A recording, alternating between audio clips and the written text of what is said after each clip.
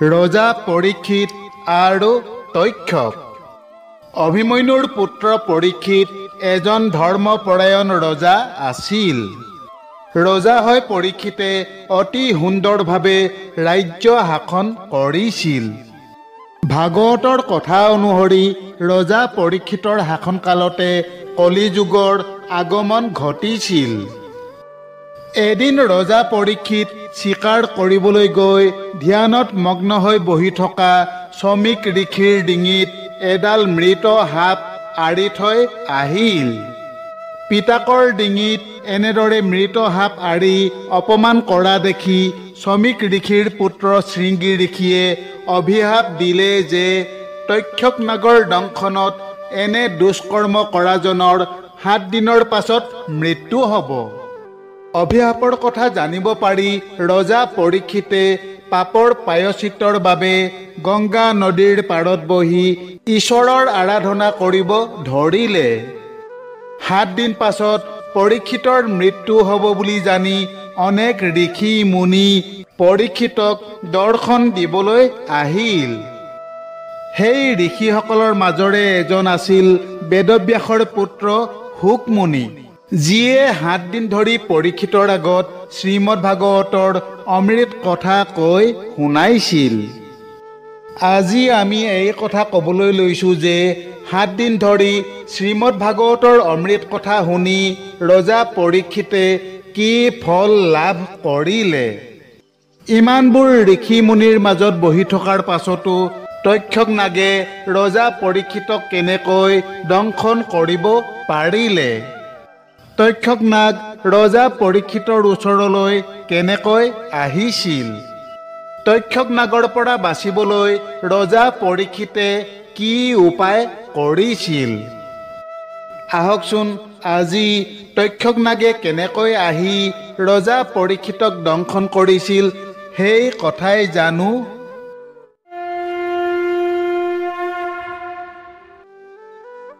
ৰজা পৰীক্ষিতৰ আগত মহামুনি শুকে 7 দিন ধৰি শ্ৰীমদ ভাগৱতৰ অমৃত কথা কৈ শুনালে। 7ম দিনা ঋষি শুকে পৰীক্ষিতক ক'লে, হে ৰাজন, মই 7 দিন ধৰি তোমাৰ আগত পৰমেশ্বৰ ভগৱান শ্ৰীকৃষ্ণৰ অমৃত কথা কৈ শুনালো। ঈশ্বৰ পৰম সত্য, আত্মা অমৰ। মানুহৰ দেহৰহে জন্ম মৃত্যু হয়, আত্মাৰ কেতিয়াও জন্ম অথবা মৃত্যু নহয়। দেহত থাকিও আত্মা দেহহীন। আত্মাই ব্ৰহ্ম, ব্ৰহ্মই আত্মা। ব্ৰহ্মই আত্মাৰূপে মনুষ্য দেহত বাস কৰে। ময়ে ব্ৰহ্ম, ব্ৰহ্মই মই। ব্ৰহ্ম আৰু মোৰ মাজত কোনো ভেদাভেদ নাই।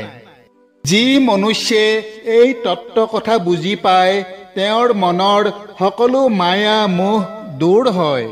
তেওঁ মৃত্যুৰ বাবে ভয় নকৰে। হে ৰাজন, তোমাৰ মনত এতিয়াও মৃত্যুৰ ভয় আছে নেকি? তুমি ঈশ্বৰক চিনিবলৈ সক্ষম হলানে? হে ৰাজন, তুমি প্ৰশ্ন কৰিছিলা যে মৃত্যুমুখী মানুহে কি কৰা উচিত। মই তোমাক অতি দৃঢ়তাৰে কওঁ যে মৃত্যুমুখী মানুহে শ্ৰীমদ ভাগৱতৰ অমৃত কথা শুনা উচিত। এই অমৃত কথা শুনিলে ব্যক্তিৰ মনৰ মায়া মোহ ভয় শংকা দূৰ হয়। মনৰ সকলো আশংকা নিৰ্বাপিত হয়। হে ৰাজন, এতিয়া তোমাৰ মনৰ আশংকা দূৰ হ'লনে? যদিহে এতিয়াও তোমাৰ মনত কিবা আশংকা আছে তেন্তে শ্ৰীমদ ভাগৱতৰ 12 স্কন্ধৰ অমৃত কথা তোমাৰ আগত পুনৰ আবৃত্তি কৰিম। সমস্ত জগতকে কৃষ্ণময় দেখা ব্ৰহ্মৰূপী মহামুনি শুকৰ মুখে মহাভাগৱতৰ অমৃত কথা শুনি ৰজা পৰীক্ষিতৰ মনৰ সকলো মায়া মোহ আশংকা ইতিমধ্যে দূৰ হৈছিল। গতিকে শুকৰ প্ৰশ্ন শুনি পৰীক্ষিতৰ চকুৰ লোটক বৈ আহিল। পৰীক্ষিতে শুকৰ চৰণত ধৰি ক'লে, হে প্ৰভু, আপুনি কৃপা কৰি পৰমেশ্বৰ কৃষ্ণৰ অমৃত কথা শুনাই মোক পৰম কৃতাৰ্থ কৰিলে। সাক্ষাৎ ঈশ্বৰৰ দৰ্শন কৰাই মোৰ মনৰ মায়া মোহ অন্ধকাৰ ভয় আশংকা সকলো দূৰ কৰিলে। হে প্ৰভু, আপুনি মোক অভয় ব্ৰহ্মৰ দৰ্শন কৰালে। গতিকে এতিয়া আৰু মোৰ মনত তক্ষকৰ প্ৰতি কোনো ভয় নাই। সেয়েহে এতিয়া আন একো শুনিবৰ প্ৰয়োজন নাই। হে প্ৰভু, মৃত্যুৰ সময়ত আপুনি মোক এই আশীৰ্বাদ দিয়ক যে মোৰ মনৰ পৰা যেন ঈশ্বৰ কৃষ্ণৰ নাম কেতিয়াও আঁতৰ নহয়। ৰজা পৰীক্ষিতৰ মুখে এনে কথা শুনি হৰষিত মনে পৰীক্ষিতক আশীৰ্বাদ দি শোকৰ লগতে আন আন ঋষিমুনিসকলেও তাৰ পৰা প্ৰস্থান কৰিলে। তাৰ পাছত ৰজা পৰীক্ষিতে গংগাৰ পাৰত কোষাখন পাৰি উত্তৰ দিশলৈ মুখ কৰি বহি ঈশ্বৰ কৃষ্ণৰ ধ্যানত নিমগ্ন হৈ পৰিল।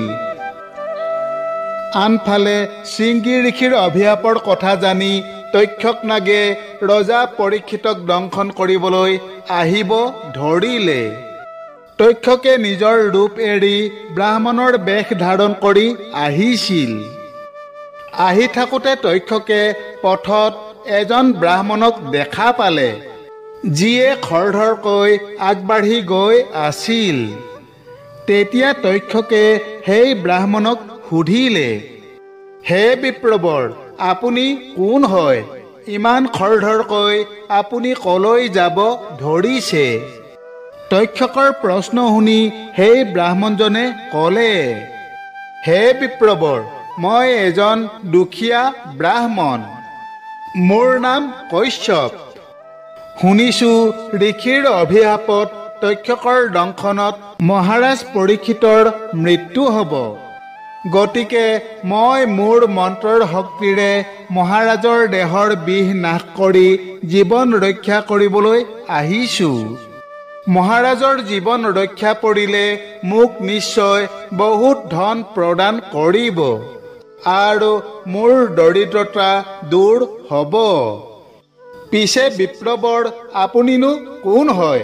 কলৈ বা যাবলৈ লৈছে? ব্ৰাহ্মণৰ কথা শুনি তক্ষকে ক'লে, হে বিপ্ৰবৰ, ময়ে তক্ষক আৰু মই ৰজা পৰীক্ষিতক দংশন কৰি ঋষিৰ অভিশাপ ফলৱতী কৰিবলৈ আহিছোঁ। আপুনি হয়তো নাজানে যে মোৰ বিষ অতি মাৰাত্মক। মই যাক দংশন কৰোঁ তাৰ মৃত্যু অৱশ্যে ঘটে। মোৰ বিষৰ প্ৰভাৱৰ পৰা আজিলৈকে কোনো ব্যক্তিয়ে জীৱিত হৈ থাকিব পৰা নাই। তক্ষকৰ কথা শুনি ব্ৰাহ্মণ কশ্যপে ক'লে, হে তক্ষক, আপুনিও মোৰ মন্ত্ৰ শক্তিৰ বিষয়ে নাজানে। মন্ত্ৰ শক্তিৰে মই মহাৰাজ পৰীক্ষিতক অৱশ্যে জীৱিত কৰিম। তক্ষকে ক'লে, ঠিক আছে বাৰু, হে বিপ্ৰবৰ, মই এই গছজোপা দংশন কৰি ক্ষণিকতে ভস্মীভূত কৰি পেলাম। আপুনি আপোনাৰ মন্ত্ৰ শক্তিৰে গছজোপা পুনৰ সেউজীয়া কৰি তুলিব। এই বুলি কৈ তক্ষকে ওচৰতে থকা এজোপা গছত নিজৰ বিষ ঢালি দিলে। তক্ষকৰ বিষৰ প্ৰভাৱত সেউজীয়া গছজোপা নিমিষতে জ্বলি ভস্মীভূত হৈ পৰিল। তেতিয়া ব্ৰাহ্মণ কশ্যপে গছজোপা জ্বলি ওলোৱা ছাইখিনি একত্ৰ কৰি তাত মন্ত্ৰ প্ৰয়োগ কৰিলে। মন্ত্ৰৰ প্ৰভাৱত ছাইখিনি পুনৰ সেউজীয়া গছ হৈ পৰিল। এই অদ্ভুত কাণ্ড দেখি তক্ষক আচৰিত হ'ল। তেতিয়া তক্ষকে ক'লে, হে বিপ্ৰবৰ, আপোনাৰ মন্ত্ৰ শক্তি অকল্পনীয়। মই বিশ্বাস কৰিছোঁ যে আপুনি ৰজা পৰীক্ষিতক পুনৰ জীয়াই তুলিব পাৰিব। কিন্তু হে বিপ্ৰবৰ, যদিহে আপুনি ৰজা পৰীক্ষিতক পুনৰ জীয়াই তোলে, তেন্তে এজন ঋষিৰ অভিশাপ মিথ্যা হৈ পৰিব। যাৰ বাবে সমাজত ঋষি ব্ৰাহ্মণসকলৰ প্ৰভাৱ কম হৈ পৰিব, যিটো সমাজৰ বাবে ক্ষতিকাৰক বিবেচিত হ'ব। আপুনি ধনৰ বাবে পৰীক্ষিতক পুনৰ জীয়াই তুলিবলৈ আহিছে। গতিকে আপুনি ৰজা পৰীক্ষিতৰ পৰা যিমান পৰিমাণৰ ধন প্ৰাপ্ত কৰিম বুলি ভাবিছে, আপোনাক মই তাতকৈ অধিক ধন প্ৰদান কৰিম। আপুনি পৰীক্ষিতক পুনৰ জীয়াই তোলাৰ সিদ্ধান্ত পৰিহাৰ কৰক আৰু মোৰ পৰা অধিক ধন লৈ ঘৰলৈ ঘূৰি যাওক। যদিহে আপুনি মোৰ কথাত সন্মত হয়, তেন্তে মই এতিয়াই আপোনাক ধন প্ৰদান কৰিম। তক্ষকৰ প্ৰস্তাৱত ব্ৰাহ্মণ কশ্যপ ধন লৈ ঘৰলৈ ঘূৰি যাবলৈ মান্তি হ'ল। তেতিয়া তক্ষকে ব্ৰাহ্মণ কশ্যপক বহুত অধিক ধন সোণ প্ৰদান কৰিলে আৰু সেই ধন সোণবোৰ লৈ কশ্যপ ঘৰলৈ ঘূৰি গ'ল। কশ্যপ উভতি যোৱাৰ পাছত তক্ষকে পুনৰ এজন ব্ৰাহ্মণৰ বেশ ধাৰণ কৰি ৰজা পৰীক্ষিতৰ ওচৰলৈ ধীৰে ধীৰে আগুৱাই গ'ল। তক্ষকে ৰজা পৰীক্ষিতক শত্ৰু জ্ঞান কৰিছিল, কিয়নো এবাৰ অৰ্জুনে তক্ষকৰ বংশ নাশ কৰিছিল। দেৱৰাজ ইন্দ্ৰৰ হস্তক্ষেপত সেইবাৰ তক্ষকৰ প্ৰাণ ৰক্ষা পৰিছিল। তেতিয়া তক্ষকে প্ৰতিজ্ঞা কৰিছিল যে অৰ্জুনৰ হাতত তক্ষকৰ বংশ নাশ হোৱাৰ দৰে তক্ষকেও অৰ্জুনৰ লগতে অৰ্জুনৰ বংশও নাশ কৰিব। কিন্তু তক্ষকে বীৰ অৰ্জুনৰ প্ৰাণ নাশ কৰিবলৈ সক্ষম নহ'ল। এতিয়া শৃংগী ঋষিৰ অভিশাপৰ আলমতে অৰ্জুনৰ নাতি পৰীক্ষিতৰ প্ৰাণ ল'বলৈ আগবাঢ়িল। সিফালে ৰজা পৰীক্ষিত গংগাৰ পাৰত ধ্যানত নিমগ্ন হৈ বহি আছে আৰু ৰজাৰ সুৰক্ষাৰ বাবে হাজাৰ হাজাৰ সেনাই ৰজাক আগুৰি আছে। গংগা নদীতো অসংখ্য নৌকা সাজু হৈ আছে, যাতে জলপথেদি তক্ষক ৰজাৰ ওচৰলৈ আহিব নোৱাৰে। সৈন্যসকলে ঋষি ব্ৰাহ্মণৰ বাহিৰে আন কাকোৱে ৰজাৰ ওচৰলৈ যাব নিদিয়ে। তেনে সময়তে ব্ৰাহ্মণৰ বেশধাৰী তক্ষক গৈ সেই স্থানত উপস্থিত হ'ল। থৰক বৰক খোজেৰে আগুৱাই অহা বৃদ্ধ ব্ৰাহ্মণজনক দেখি তেওঁক কোনোৱে বাধা নিদিলে। ব্ৰাহ্মণৰূপী তক্ষক ৰজা পৰীক্ষিতৰ ওচৰলৈ আগুৱাই গ'ল। পৰীক্ষিত নিথৰ হৈ ঈশ্বৰ কৃষ্ণৰ ধ্যানত বহি আছিল। পৰীক্ষিতৰ ওচৰ পাই তক্ষকে নিজৰ ভয়ংকৰ ৰূপ ধাৰণ কৰিলে। তক্ষকে ফুংকাৰ মাৰি জিভা লকলকাই ফণা মেলি মাথা ওপৰলৈ তুলিলে আৰু নিমিষতে পৰীক্ষিতৰ ভৰিত দংশন কৰি বিষ ঢালি দিলে। ভৰিৰ পৰা সেই বিষ পৰীক্ষিতৰ গোটেই শৰীৰলৈ বিয়পি পৰিল আৰু ক্ষণিকতে পৰীক্ষিতৰ দেহ ভস্মীভূত হৈ পৰিল। ধৰ্মাত্মা ৰজা পৰীক্ষিতৰ মৃত্যু হোৱাত সমস্ত হস্তিনাপুৰৰ প্ৰজা শোকাকুল হৈ পৰিল। পিছে তক্ষকৰ দংশনত ৰজা পৰীক্ষিতে মুখ্য লাভ কৰিলে বুলি জানি প্ৰজাসকলে শোক এৰিলে। পৰীক্ষিতৰ মৃত্যুৰ পাছত জন্মেজয় হস্তিনাপুৰৰ ৰজা হৈছিল।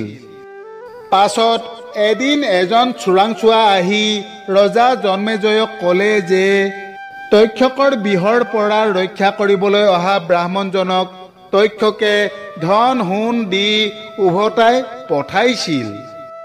এই কথা জানিব পাৰি ৰজা জন্মেজয় অত্যন্ত ক্ৰোধিত হৈ পৰিল। সেয়েহে ৰজা জন্মেজয়ে সৰ্পযজ্ঞ কৰি তক্ষককে আদি কৰি সমস্ত নাগ বংশ নাশ কৰাৰ সিদ্ধান্ত ল'লে। বান্ধৱসকল, আজি আপোনালোকে তক্ষকৰ দংশনত ৰজা পৰীক্ষিতৰ কেনেকৈ মৃত্যু হৈছিল সেই কথা নিশ্চয় জানিব পাৰিলে। আগলৈ অন্য এক নতুন কথাৰ সৈতে পুনৰ লগ পোৱা আশাৰে আজিলৈ সামৰিছোঁ। ধন্যবাদ। জয় শ্ৰীকৃষ্ণ।